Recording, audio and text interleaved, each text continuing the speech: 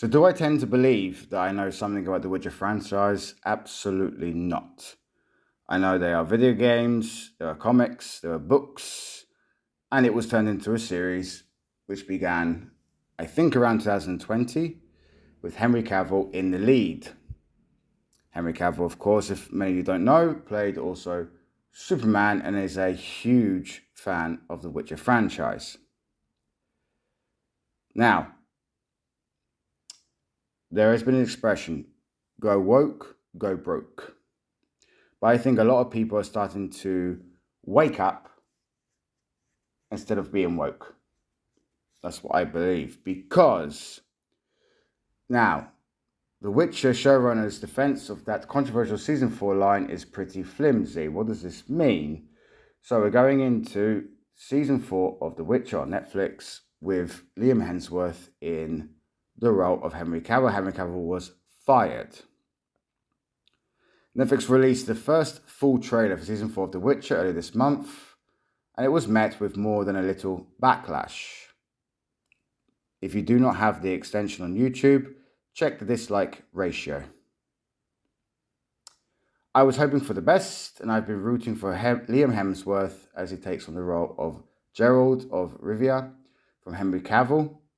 It's hard to fill Cavill's shoes as he was incredibly popular with the Witcher fandom. This was absolutely true. Remember, guys, if you love a franchise and you believe in a franchise and you grew up with the franchise, you're a troublemaker. Okay? If you know the lore, if you know the fandom, you're a troublemaker. Why? Because the people that are taking over these franchises, and we can list a lot of them, Star Wars, Star Trek, Doctor Who, Willow, The Witcher, to name a few, they're not fans of the franchise. They see something which coexists with their fan fiction and they want to make it better. Lord of the Rings. There's a lot of controversy going on right now with Lord of the Rings because of Tolkien. Because of what Tolkien stood for. Because of how he interpreted England in that particular time. It was a time period piece of what was going on in that particular time. You do not have to make everything modern. Modern ideals do not mix into these franchises. This is why these franchises are failing. But the best was not meant to be. The trailer was a mess, and one line in said trailer proved to be incredibly controversial and off-putting. During what appears to be a battle scene, Hemsworth's Geralt hollers, "Let's fucking move!" It sounds like something an action hero in a military movie might say. I can imagine Will Smith saying this in Bad Boys. Now, I think that's completely wrong in the terms of comparing it to Bad Boys, because we love Bad Boys. Bad Boys is fucking great. Now, Henry Cavill did utter the F word in the series, but it was relevant. What do I mean by that? When you use slurs, they have to be relevant for the moment. You can't just put an F word, an F bomb in there willy-nilly without context. It has to be for a reason. If I'm upset, fuck. I can't just go, "I want fucking breakfast." It has no meaning. Words have meaning. This is what the screenwriters, the writers, if you want to call them that, do not understand about these franchises, and apparently as well with The Witcher. It does not sound like something Gerald would say, and it does not ring true for a high fantasy setting. The line is bad, but it's worse when you consider its implications.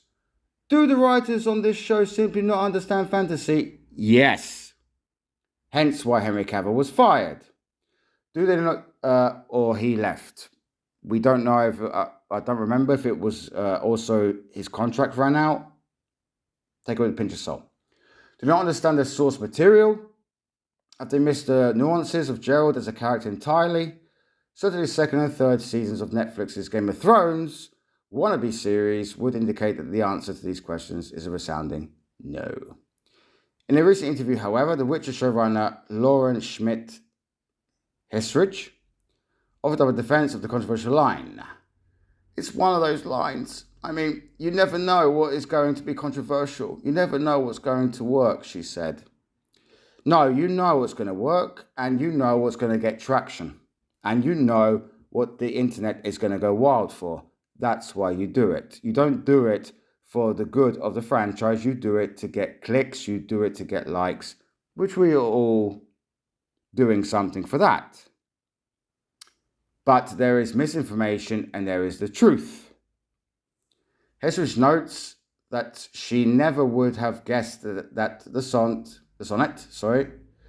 Toss a Coin to Your Witcher would have blown up in the way it did, and that the context, here we go. George, these are 4-line matters. For those of you who know the internet, why did Toss a Coin to Your Witcher blow up? Thanks to a Brazilian called Dan Vasque, who covered the song and made it a hit. You can debate me if you want. Check his YouTube channel. Check how many views he's got. Trust me. So she says, if prior to season 1 airing, you would have told me that Toss a Coin to Your Witcher was going to be a hit, that it's wild to me. What I think is that line in the context of the battle that we're in, it makes total sense.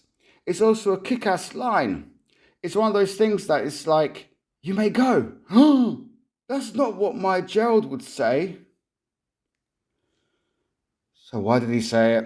Well, it is. It's what our Gerald would say. And in this moment, it suits it perfectly. I'm eager for audiences to take these moments from the trailer and actually see them in the context of the scenes. Jesus Christ. If it's not what he really would say, why is he saying it? Why is he saying it? It makes no sense.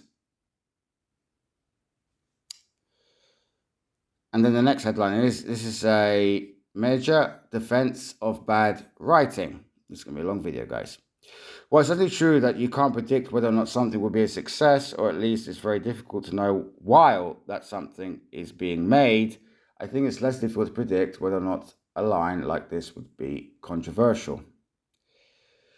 Again, if you are catering to fans, right?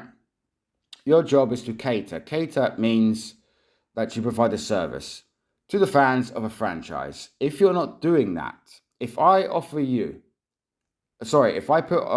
advertisement for a steak dinner, you come in, you order that dinner, okay, because you saw it online, and I give you chicken instead of steak. What are you going to do? The problem with her defense is that reveals how little the show's creators think about fans of the Witcher books and games. I like this guy. That she says, our Gerald would say this line is pretty telling, or pretty bullshit. Yes, of course, an adaptation will often make a story and its character somewhat different from the books. Again, they have to do this in a lot of terms because then they have to pay royalty fees. At least 25% they have to change. The entire cast of HBO's Game of Thrones was aged up, for instance.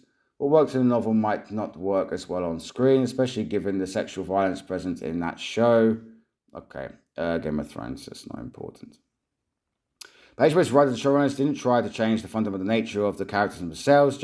George R. Martin's books, very different TV show, but Jon Snow, Kit Harington, essentially the same in both. When he rallies his fellow Night's Watch brothers to march on Ramsay Bolton, Ryan, to save Sansa, Sophia Turner, he doesn't end his speech with, let's fucking move. If he had, we would have been justifiably upset. You can bet, that I would have posted a very sternly written review of that episode. Okay. Now, guys, this is going to be too long, so if you want to go into it, I'm going to post the next part now. So if you want to read it, you can. This is just another bastardization of a franchise. Again, I'm not a fan, but I get passionate because I think of Star Wars. I think of Doctor Who. I think of Star Trek. Willow, not a fan of. I think of 2016's Ghostbusters. I think of so many things I think of what they've done at Daredevil in Marvel compared to the Netflix series. There's so many things. What James Gunn's doing with DC, in my opinion, especially with The Brave and the Bold being the first adaptation of Batman in his universe. But the Batman Part 2 is still going on. My brain hurts. What are you doing, guys? What are you doing? What are you doing? Again, this is nothing against Liam Hemsworth. Nothing at all against him. It's the writing. Now, guys, if you don't know as well, Henry Cavil, if I remember correctly, it's the one of the final scenes in season 2, where there's a pit and something else, I don't know. He actually advised them what to do because the script was not correct. What he said was correct for the source material. I'll give you one last example. I'll let you go. I'm currently reading, as I've mentioned in other videos, Star Wars Expanded Universe, the Darth Bane trilogy. For me, it's like you take Darth Bane and you call him something completely different. He's supposed to be 2 meters tall, a muscly man, and you make him a skinny trans character. That's what's being woke. Woke means you're still asleep. Wake means you're awake. You're not sleeping, you're awake.